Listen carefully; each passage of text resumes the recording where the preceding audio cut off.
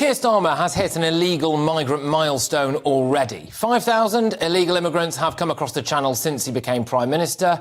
That's 18,500 so far this year, actually. And Keir Starmer's spokesperson said the numbers are likely to increase this summer, but also said that had nothing to do with them scrapping the Rwanda scheme. Now, I want to try to put this into context, really, by using the population of some quite well-known towns, right? So every single month, a town the size of Alderley Edge in Cheshire arrives by small boat. Every single month. Within a few months, it's likely that more than the entire population of Windsor will have arrived by small boat. GB News has exclusive footage of this small boat junkyard in Dover at the moment. Now, each of those boats tells the story, doesn't it, of between 50 to 70, mostly young men, who will now need to live somewhere. And this is where the numbers get worse. At the end of March this year, there were 86,460 people on the asylum waiting list. That's according to Full Fact. Then Labour won the general election. And that means that anyone who arrives here illegally will still be able to try to claim asylum. So that number would already stand somewhere in the region of 100,000 people.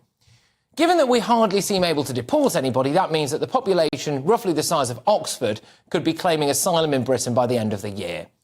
But what's the cost? Well, Robert Jenrick, Tory leadership hopeful, former immigration minister, revealed that each Channel migrant is predicted to cost the taxpayer around £400,000 in their lifetime. So the cost of Sunday alone, when 703 illegal migrants came across the Channel, is estimated to be £281 million. If we take those 100,000 that will now be allowed to claim asylum under Labour, and let's say they each cost £400,000 over the course of their lifetime, well, that's a bill to you, the taxpayer, of about £40 billion. During the election, Starmer repeatedly said he had a plan. I think that we can smash the vile gangs that are running this trade, that are making a fortune putting people into boats and breaching our border security. I'm not prepared to put up with that, and that's why I think the serious answer is to smash the gangs. A gimmick such as Rwanda, which cost a fortune and removes less than 1% of those arriving by a small boat, is not going to work. So here's a contrast with the government. I want to tackle a very real problem with a serious response. OK, but now, shock horror, it emerges that that plan is still very much a work in progress. He's plotting an overhaul of the Europe-wide police force with Italian leader Giorgia Meloni. I mean, what is that, and how long is that going to take? Meanwhile, the boats keep coming, and you keep paying.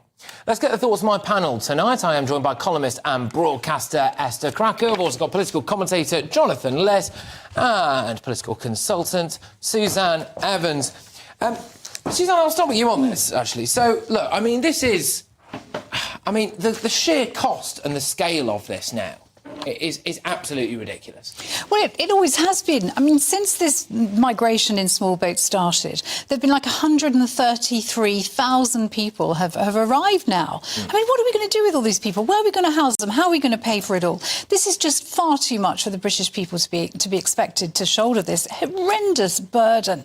You know, if 133,000, mostly young men of fighting age, had turned up at Dover on a single day or even in a week, our response of the politicians, of the British public, even the most refugees welcome advocate that you could find, the response, I think, would have been very different. Suella Braverman nailed it. She said this was an invasion, and that is what this is. The fact it's taken place over a number of years doesn't make it any less so. And I think, Patrick, you've just summed up very starkly that the horrendous cost, but it's not just the money, is it? It's the lack of integration.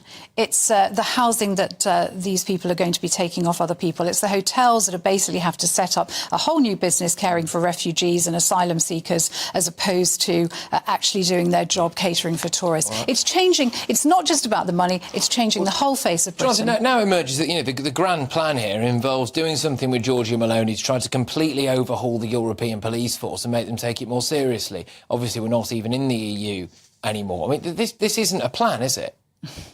Well, we don't know what the plan is that Starmer and Meloni are talking. That's been a report in the newspaper. So obviously, we'd have to see what that proposal is and then comment on it. I do think that what Suzanne has just said is fear-mongering of the worst kind.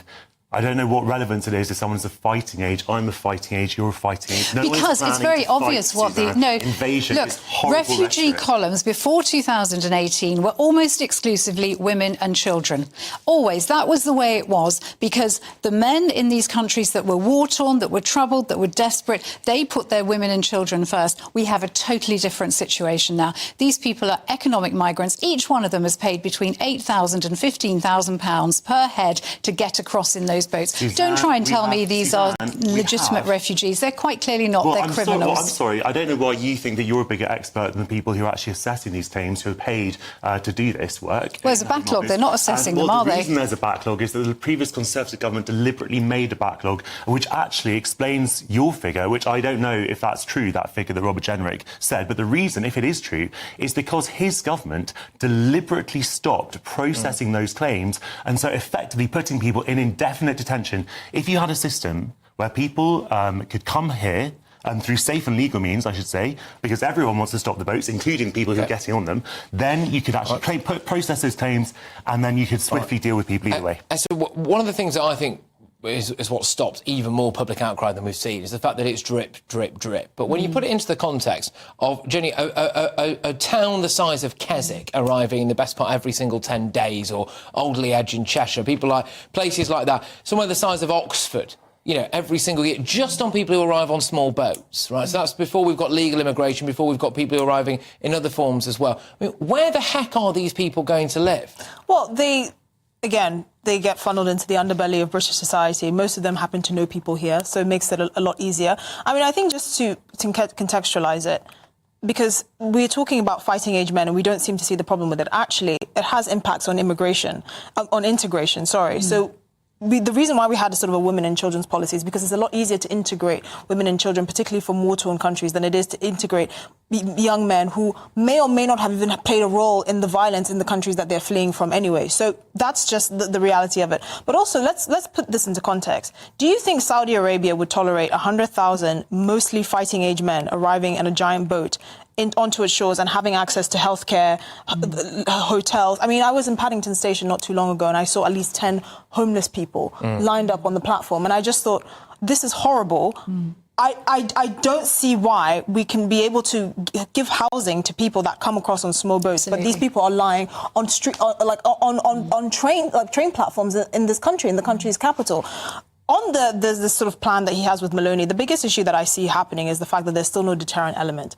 We do have sort of immigration policy in this country, but they're estimated a million illegal immigrants in this country. Having the policy in place is one thing. Also having a deterrent in place and actually being able to send people somewhere is the more difficult aspect. If you're an Afghan asylum seeker, for example, and you're refused asylum, you're basically never going to be removed from this country because we don't have a returns agreement. That's why we have 14,000 foreign national offenders in our prisons. It's not because we're trying to keep them here. We don't have a returns agreement. So it's not just about the fact that they can apply and have safe and legal routes. Once they enter the country, there is no way of removing them, even if they're denied. And that's a bigger national security threat that must be addressed. That's not racist. It's the truth. Well, one of the people, Jonathan, who's just been prosecuted for actually spreading fake news about the riots, but from a sense that they were saying that they were being chased by far-right gangs when they weren't, is a Romanian asylum seeker who's now serving a bit of time in prison.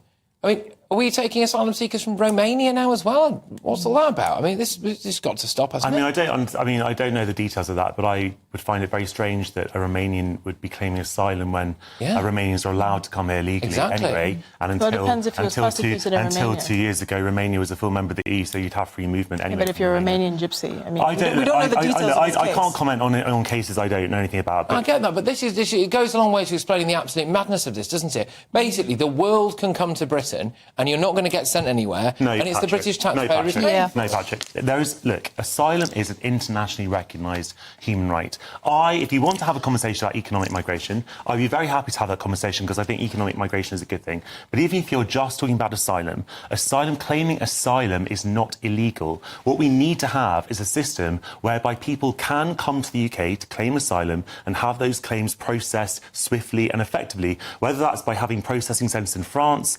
or by allowing people to come on legal vessels. Do you think these boats should be stopped, Jonathan? Do you actually want to stop the boats? Or do you not really care? See, that's a grotesque smear, Suzanne. No, it's not. I'd like you to answer the question. It's not a smear at all, because you're standing up for these people, and I'd like to know the answer. If you listen to what I said before, I said every single person wants to stop the boats, including the people who get on them. And what about you? The question that I have is, what is what a ludicrous thing to say. No, it's not ludicrous. You just avoided answering the question. You're accusing me of wanting to support the gangs now, are you? Hold on, John. They should be able to apply for asylum and be processed quickly. Fine, we can all agree on that. But what happens when they're rejected? Because a year, we've had, I think, 350,000 people that have applied that have been refused asylum, but they haven't been removed. They're still in the country. We don't know where they're going to. They're the most likely part of the gig economy, which in and of itself is taking advantage of them. That's the bigger question. It's not just, the fact that they should be able to apply. You can apply, but they're also over half are getting rejected. What happens to those people? I don't think it's over half getting rejected. I think the last figures I think was 75%, wasn't it? People No. 77% were accepted for asylum on second